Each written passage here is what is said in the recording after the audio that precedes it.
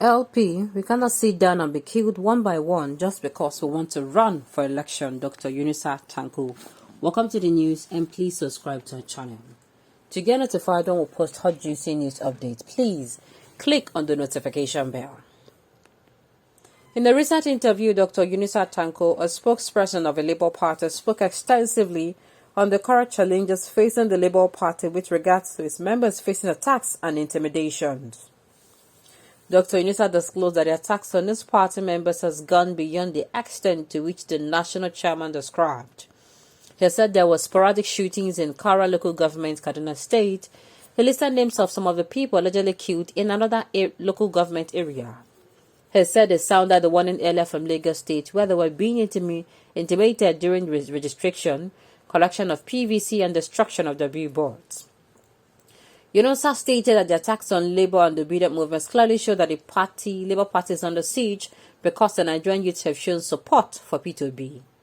While responding to questions on Twitter whether the security is doing enough, Dr. Yunusa stated that nobody has been arrested or been convicted or gotten any information to the public concerning those behind the attacks. He said the failure of other political parties to sign the peace accord sends a wrong message to Nigerians that other parties are not ready for a free and fair election. The Labour Party spokesperson further called on the security agencies to come to their aid so that they will not be forced to take up arms to defend themselves. He said, "It cannot continue.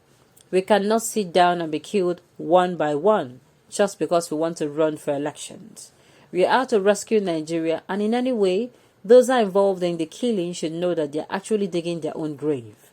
Dr. Yunusa and the intimidations and attacks Dr. Yunusa said the intimidation and attacks are even making the Labour Party more popular, and the opposition are the ones to suffer it. Now, let me say this. It is actually alarming that after weeks after the first incident I heard, I don't know if it's the first, but me, I feel, okay, it's actually the first first incident to happen. The first one I noticed was the one that, the woman leader in, should I say, Kaduna State was actually murdered. She was murdered, and when I heard about it, I was like, what exactly is going on? How? And this kind of murder is not a murder that, how am I going to say it? It's not a murder that, let's say, it is by mistake.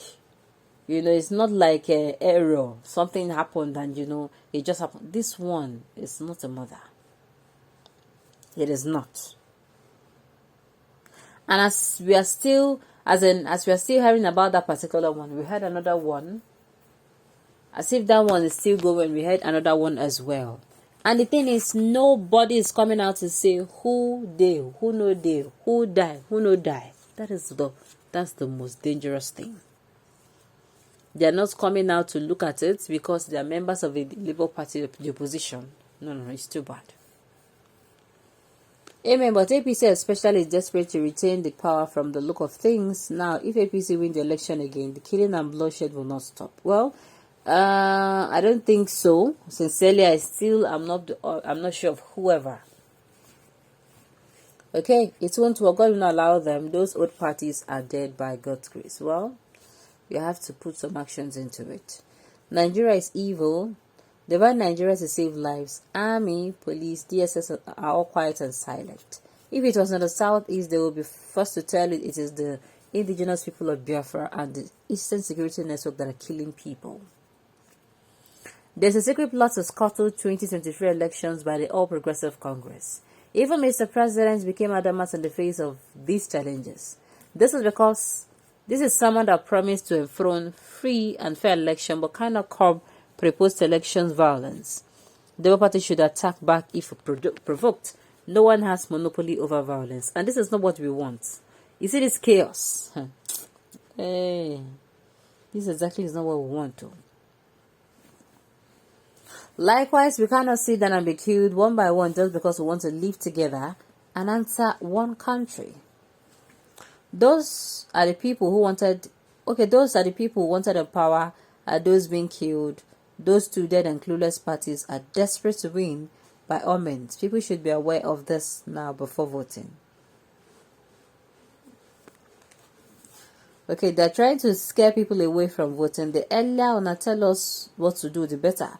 If not for all of us to carry arms, they will look for an alternative. I won't die for anybody. Nobody is asking you to die for anybody. Nobody. Okay, it's a power tussle between the rich and the poor. The selfish elites do not want the people's candidate to win using the power of money and incumbency, which they had already failed. Let me make you this you. God is warning Nigeria again and again. If APC destroys Nigeria, the heat will reach everybody. Oga, you are saying we reach. The reach has reached everybody. APC can go to any length to make sure they eliminate and kill anyone that will stop them from winning the election, but they have failed woefully. Just propaganda, nothing of a sort to describe happened. Certainly not in the Kaduna or anywhere in the north. Such barbarism only happened in the south. That is not true. That woman leader, I think in Kaduna State, she was a human leader, and she was a human leader in Jala, we just heard that she died. As in, she was murdered in cold blood, according to the news. And then we heard of another incident that happened in Imo State. Okay. All the intimidation and attacks are making us more resolute in rescuing our country.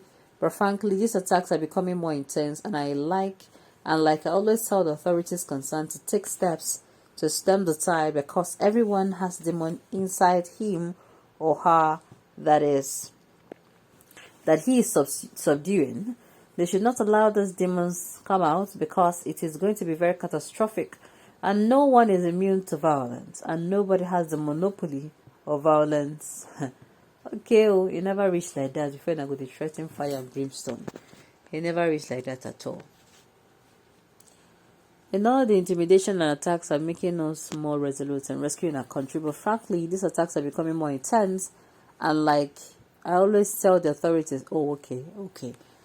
I think the right thing to do is for the authorities to step in. I don't even know why they're taking so much time, if you ask me.